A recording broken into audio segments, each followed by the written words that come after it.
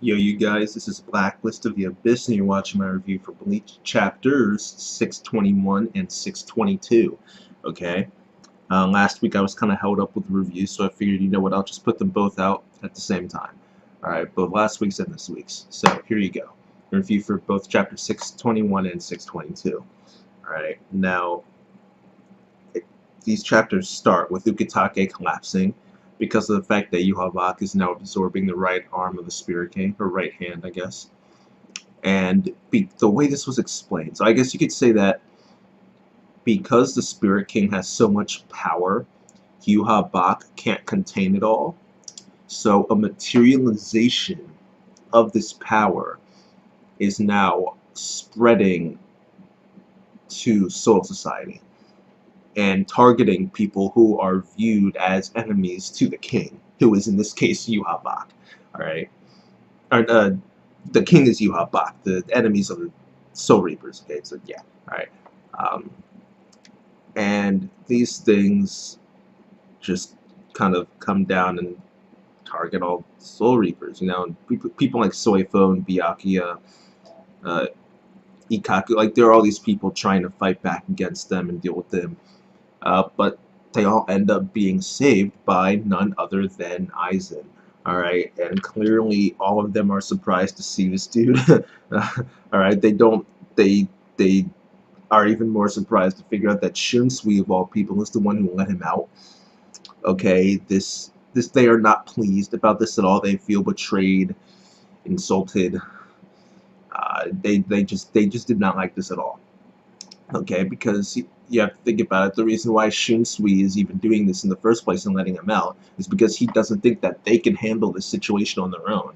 He thinks that they need Aizen's help, right? And that's a big insult to them, right? Especially if you're bringing out one of the most dangerous criminals that the Soul Society has ever seen before, knowing full well that he might have some plan, some way to free himself, all right, from all of his seals and stuff, all right. If you're taking the risk of freeing this dude to fight back against Yuhabak, then you must really have no faith in your own strength to be able to do this on your own. You must have no faith at all that you'll be able to do it. Alright? So this is a giant insult to Byakuya and all of them. And Shunsui says something that I personally agree with. Essentially, he says, hey, I'd rather be insulted than be dead. And that is true. I would rather be insulted than be dead. Alright, so there you go. I agree with what Shunsui is doing here. They do need Aizen, and the quicker they accept that, the better. Okay. Now, Aizen does, in fact, get to work relatively quickly. He cleans up all this mess for them, pretty much. He takes out all of those little black orb thingies with the mouths and crap, like freaking the thing from Full Metal Alchemist Brotherhood, or just Full Metal Alchemist, I guess I should say. The manga Full Metal Alchemist, the anime Full Metal Alchemist Brotherhood. I haven't seen the original Full Metal Alchemist anime, so I can't really say anything about that, but I know the real story, alright? In the real story, if you've seen or read it, then you know what I'm talking about, alright? So like all these little black orb things with mouths show up, alright? The second wave of them, okay? And Aizen cleans them up too, right? Just like he did the first wave, alright?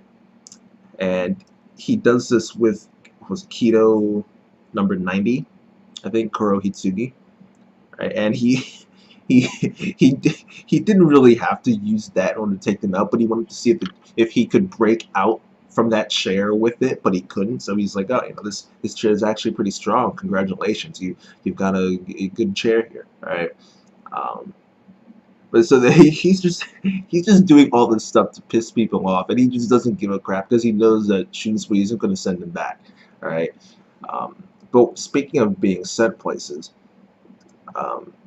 Aizen says that he can take care of like the veil in the sky and all that, but as he does that, he ends up starting to destroy the gate that they are planning to use to reach the Spirit Palace. Alright, and Soifone tries to tell him, hey, stop, you're destroying it. Or not Soifone. Was it Soifone or was it Rukia? I think it was Soifone. Someone with black hair. I don't remember. It was either Soifone or Rukia, okay.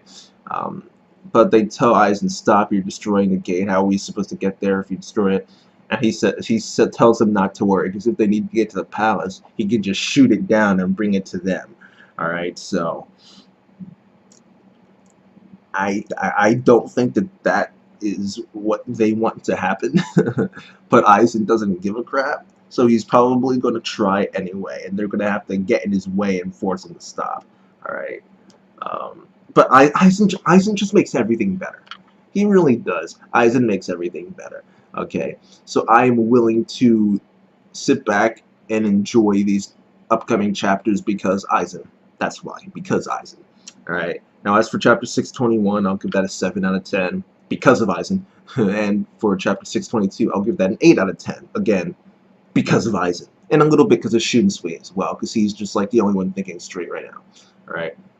But that's that, you guys. 7 out of 10 for chapter 621 and an 8 out of 10 for chapter 622. Hopefully we get more Aizen. If we switch next week to like Ichigo or something, I'll be fine with that, as long as we get Aizen at some point in the near future, because Aizen is great. Alright. We either need to be focusing on Aizen or Ichigo. One of the two. One of the two. If we're not focusing on either, I'll accept Uryu too. I will accept Uryu as well. Alright, so the 3 people. Alright, if neither of those 3 show up in a chapter, then it's probably not going to be as good. Alright, I'm just saying. Alright, but that's that, you guys. 7 out of 10, 8 out of 10. Rate, comment, subscribe.